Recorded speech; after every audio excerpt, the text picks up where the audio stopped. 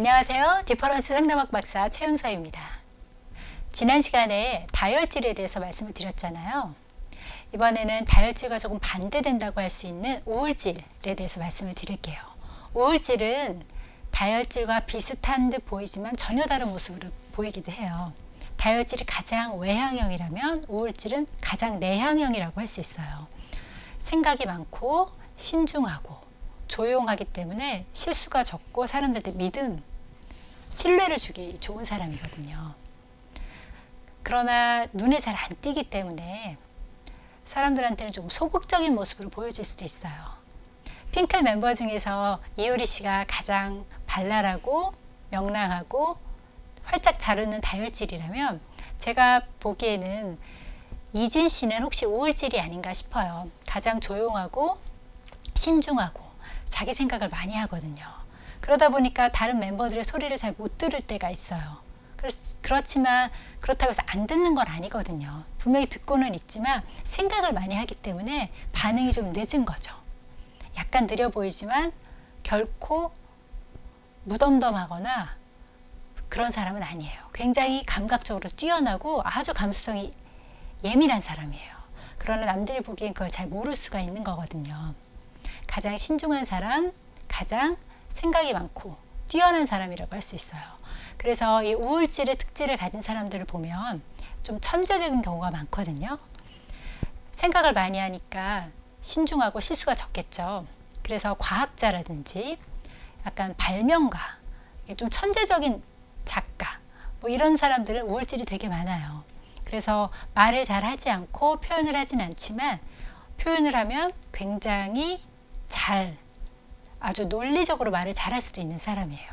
다혈질이 그냥 말이 많다면 우울질은 꼭 필요할 때 적재적소에 아주 꼭 필요한 중요한 말을 합니다. 그래서 굉장히 저 사람 말은 들을만 하네 이런 평가를 받기도 하거든요.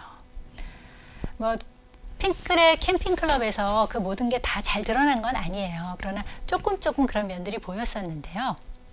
일단 다른 멤버들의 말을 못 들어서 사고정이라는 얘기를 좀 듣잖아요. 그러나 그것도 하나의 매력이죠. 그리고 생각이 좀 많아서 그렇다고 보이거든요. 그리고 예전에 뭐 활동을 할 때도 좀 조용한 편이었잖아요. 그게 또 매력이기도 하고, 이런 우울질의 특성을 가진 사람들을 보면 종교적으로 또 심취해 있는 사람들이 많아요.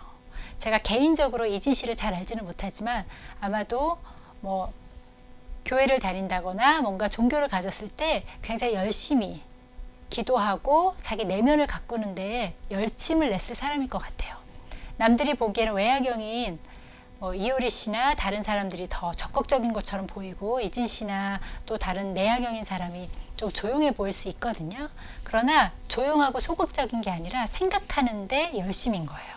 생각하고 사고하는데 적극적이다라고 할 수 있거든요. 이런 사람은 우울질이라고 합니다.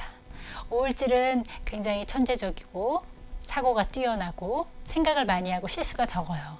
그러나 자기의 생각이나 이런 행동을 잘 표현하지 않기 때문에 조금 소극적이거나 진취적이지 못하다라는 평가를 받을 수도 있는데, 우울질의 특성은 아주 뛰어난 생각을 하는 아주 탁월한 분석가, 또 하나는 헌신적이라는 거예요.